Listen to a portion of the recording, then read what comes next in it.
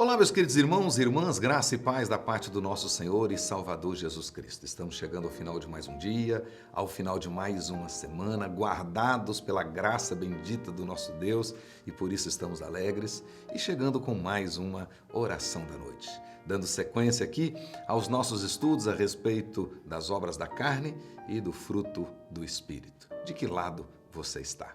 Hoje eu quero seguir com os irmãos, capítulo 5 de Gálatas, versículo 20. No último estudo, estudamos o versículo 19. O versículo 19 diz: as obras da carne são conhecidas e são prostituição, impureza e lascívia. E no versículo 20, idolatria e feitiçaria. Vamos ficar por aí. Idolatria e feitiçaria. Então, como disse, dando sequência aos nossos estudos, hoje eu quero destacar essa questão da idolatria e da feitiçaria. Vale a pena deixar claro e repetir várias vezes que o princípio que está no pano de fundo dessas recomendações do apóstolo Paulo, desta palavra poderosa do apóstolo, de podermos nos encher do Espírito e jamais satisfazer os desejos da carne, o princípio que está por trás é não só deixar de fazer o que é errado, mas principalmente fazer o que é certo. Na nossa devocional anterior, das 15 paixões carnais citadas pelo apóstolo Paulo, nós estudamos 3, a saber, prostituição, impureza e lascívia. Essas 3 relacionadas a imoralidades. Hoje vamos estudar a respeito da idolatria e da feitiçaria.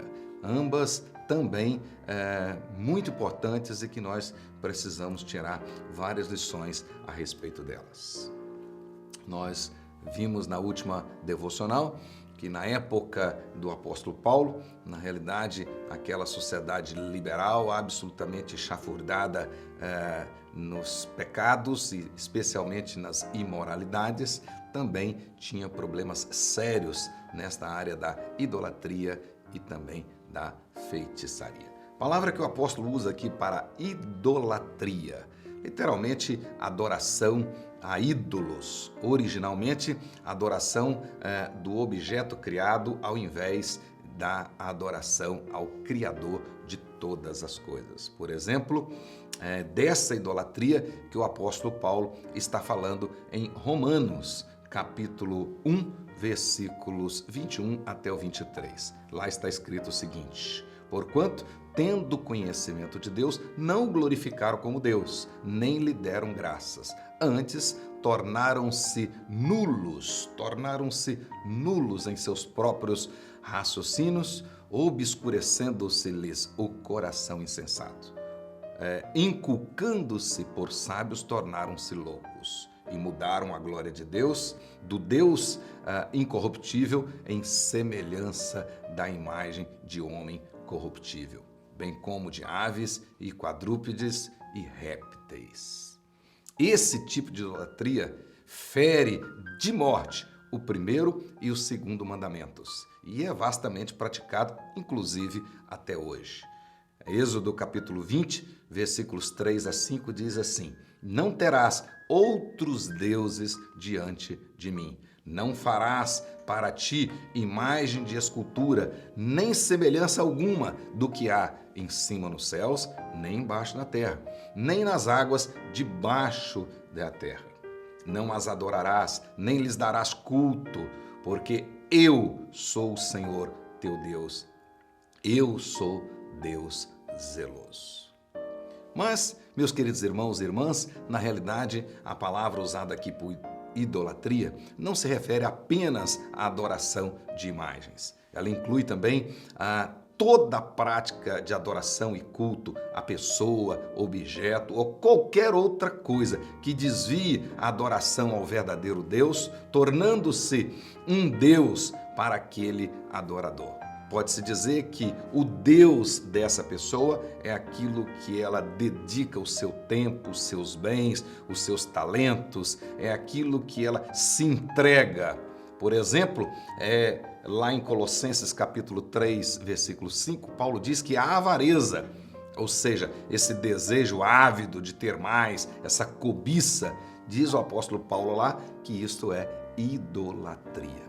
Mas também nós podemos observar que há uma ligação direta entre idolatria e os pecados relacionados à imoralidade. Por isso, idolatria é citada imediatamente após os pecados da prostituição, impureza e lascívia. No paganismo antigo, na época, inclusive, do apóstolo Paulo, havia muitos cultos rituais completamente fundamentados na imoralidade sexual.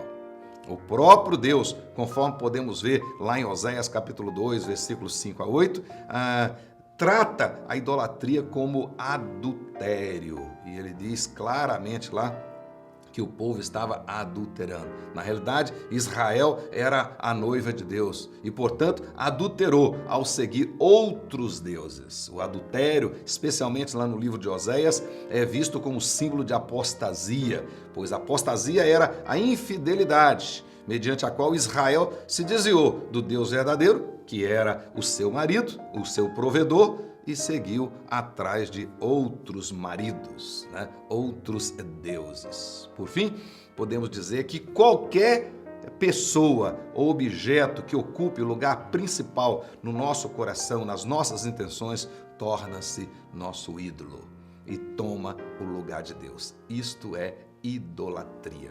Qualquer coisa que tomar o lugar de Deus no seu coração é um ídolo. Por isso, precisamos tomar muito cuidado.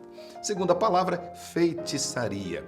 A palavra feitiçaria, usada aqui, originalmente farmaqueia, significa droga, veneno, porção, enfatizando principalmente a manipulação destes elementos. Originalmente, essa palavra não possuía nenhuma conotação moral.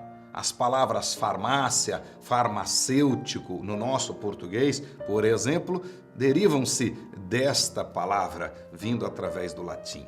Em muitas cerimônias religiosas antigas, que envolviam práticas ocultistas, usavam-se drogas para induzir uma suposta comunicação com a divindade. Daí, essa palavra, então, passar a ser relacionada com o uso de drogas e no contexto de bruxarias e outros sacrilégios que enchiam o mundo antigo. Aristóteles e outros escritores gregos antigos, por exemplo, usavam essa palavra como sinônimo de bruxaria e magia negra, exatamente porque as drogas eram usadas vastamente nessas práticas.